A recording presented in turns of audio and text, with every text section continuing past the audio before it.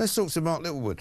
He's Director of Popular Conservatism UK. I'm sure he's got a thing or two to say about not only the migrant situation, but also the financial woes of Rachel Reeves. Mark, very good morning to you.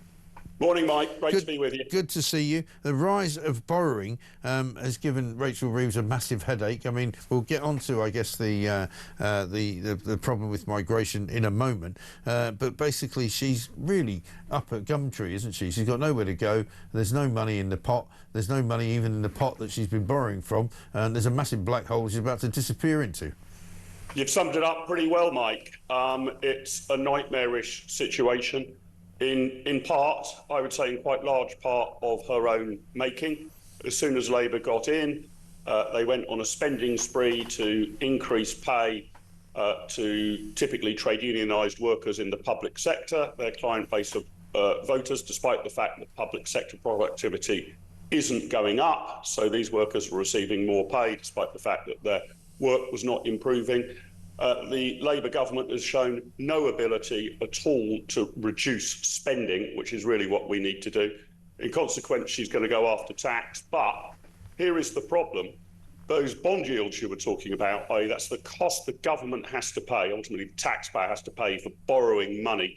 That's becoming a nightmare because the UK PLC is looking less and less trustworthy. So we're now borrowing money just to service our debts. This is like borrowing on one credit card to pay the minimum amount on another credit card.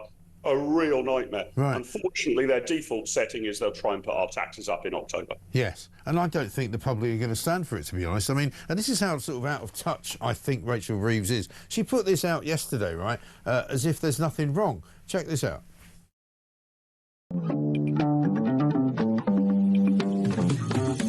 Hi, Mark. Hello, I'm Rachel. The thriving creative industry sector here in Northern Ireland. Thank you very much.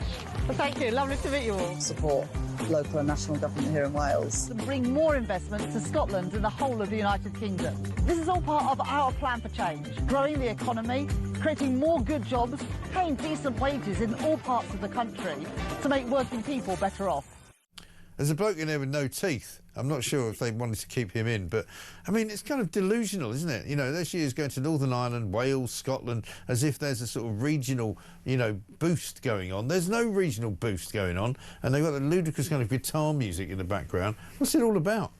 Yeah, I mean, here's the problem, Mike. It seems to me that this government believes you can get growth and investment and more and better jobs and an improving economy just by wishing it into existence. So they keep talking about growth is our number one priority, but they're not pulling any of the levers or doing any of the things that you would expect a government to do if it really was their number one priority. It's almost as if they believe if they just repeat the mantra enough, then economic growth will follow. Well, if you want economic growth, there's a pretty straightforward, tried and tested way to get there. You get the government to do less because government doesn't spend money very well. You deregulate rather than passing more and more regulations and red tape onto the shoulders of business. Yeah. And you lower the tax burden responsibly but continually. And they are doing none of those things. They're doing the opposite. They are spending more, regulating more and taxing more. They should be wholly unsurprised that growth is not emerging. And I think they genuinely believe that all that was needed for the British economy was to kick out the Tories and to put the Labour hierarchy at the top table, and things would suddenly come good. Turns out that's not how things work economically. You actually need to have an economic strategy. There isn't one here. There are just wishes from the Labour Exactly right. And it turns out as well, the stories in the Sun this morning, unemployment's going to reach highest levels since the COVID pandemic, basically. And also our borrowing costs have surged. It's going to be a 27-year high, pretty much. Yeah, it's all a pretty bleak picture. But again, we should be unsurprised, Mike. I mean, they put up employers' national insurance contributions. Yeah. That makes it more expensive to retain and take on workers. And whether you're dealing with people, goods or services, if you put the price of something up, people consume less of it. Yeah. So if you put the price of labour up, guess what? People take on fewer employees. It's wholly unsurprising. And the other thing you haven't mentioned, which is not at crisis levels yet, but requires us to keep a beady eye on, is inflation. Yes. Back up towards 4%. So you've got this sort of perfect storm. Food inflation yesterday up 4.2%, which is up on the 4% it was up in July. Yeah, exactly right. So again, we're finding that hitting people who are sort of just about on the margins of muddling through, right?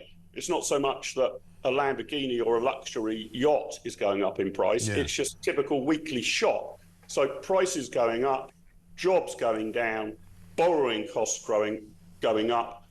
They need a complete U-turn, but I don't think they've got the political will or the imagination to do it.